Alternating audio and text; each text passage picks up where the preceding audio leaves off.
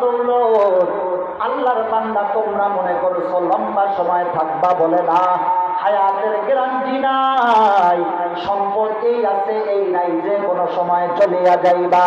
এ ভাই অনেক মানুষ সমাজে এমন পাওয়া যায়, নামাজের কথা বললে আল্লাহর বান্দারা বলে হুজুর এখনই কিভাবে নামাজ পড়বো, নামাজের টাইমই হয় নাই, নামাজ পড়ার সময় এখন হয় নাই। বলে কেন?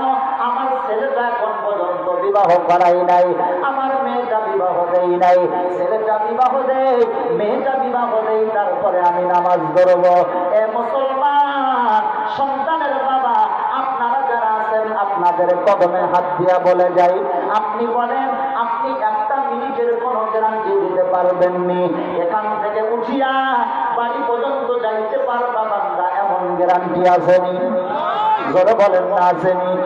না রে ভাই না। আপনি কোন বিবেকে বলেন এখনো আমার সময় হয় নাই, সময় হয় নাই? দাড়ি রাখতে বললে আল্লাহর বান্দারা বলে এখন পর্যন্ত দাড়ি রাখার সময় হয় নাই। দাড়ি রাখলে আমার সন্তান আমারে পুরা বলবে, আমার বিবি আমারে বয়স্ক বলবে। এই কারণে আল্লাহর বান্দারা দাড়িটা রাখে না।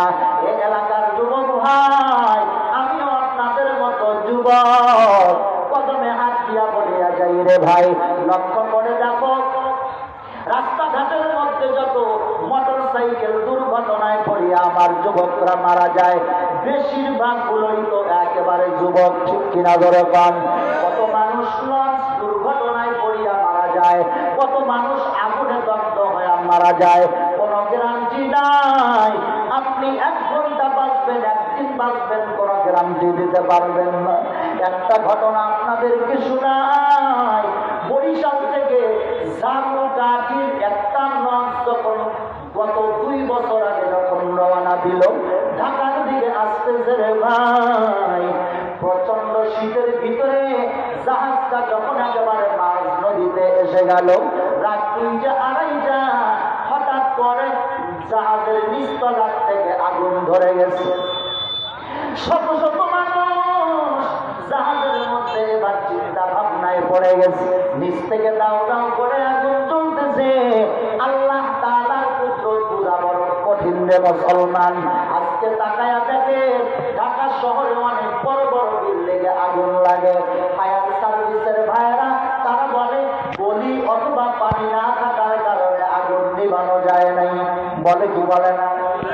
পানির শটের কারণে আগুন নিভাইতে পারে নাই। আপনারা বলেন যে মুসলমান, নদীর ভিতরে কি পানির অভাব আসেনি? কথা বল। নদীর ভিতরে পানির অভাব নাই, তারপরেও এমন ভাবে জাহাজের মধ্যে আগুন জ্বলতেছে। পরের দিন পত্রিকায় দেখলাম আল্লাহর বান্দা এক ছেলে যুবক মানুষ, তার বিবি, তার একটা সন্তান। আহারে, 1.5 বছর বয়সের একটা সন্তান। ওই ছেলেটার বিবি ওই ছেলে সহ 3 তলার ভিতরে যখন ঘুমায়া পড়ছে, হঠাৎ করে মানুষের আওয়াজ দেখলো, দাও দাও করে আগুন জ্বলতেছে। বিবিটা ঘুম থেকে উঠিয়া একবার সিঁড়ির কাছে যায়, কেমনে জাহাজ থেকে নামবে, কিন্তু দাদা আগুনের লেলিহান শিখায় আল্লাহর বান্দি নামতে পারে নাই।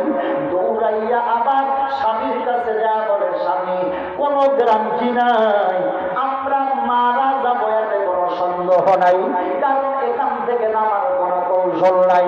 এ মুসলমান, পর্দার আড়ালের বাবা একটু ভালো করে বোঝো। অনেক পুরুষ আছে নামাজ পড়তে চায়, মহিলারা পড়তে দেয় না। কথা কন, ঠিক না? অনেক মহিলা এমনও পাওয়া যায়, স্বামী দাঁড়িয়ে রাখতে চাইলে মহিলারা থাকতে দেয় না। দাঁড়িয়ে রাখবি কপাল পোড়া, কালকে আমি আমার বাপের বাড়ি চলে যাবো। আছে না নাই? কেন?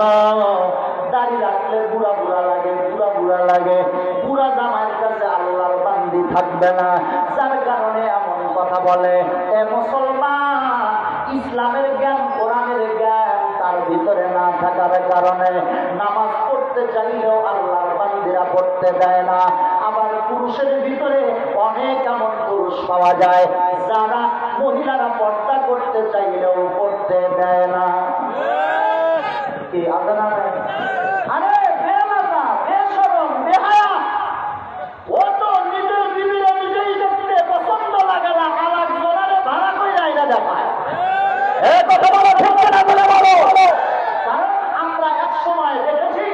যে মা বোনদের পর্দা তো এইভাবে হেফাজত করা হয়েছে বলে একটা খানকা ঘর থাকছে আলাদা। কোন মেহমান আইলে ওই ঘরে আগে বসত, এরপরে বাড়ির ভিতরে নেওয়ার পজিশন হলে নেবে, নইলে ওখান থেকে মেহমান বাড়ি করে বিদায় করে দেবে। কিন্তু এখন আর সেটা নাই, এখন ডিজিটাল দেশ ওপেন হয়ে গেছে সব। বন্ধু বিবাহ করেছে তো আর একজন দাওয়াত দেয়, বিয়ে শাদী করলাম,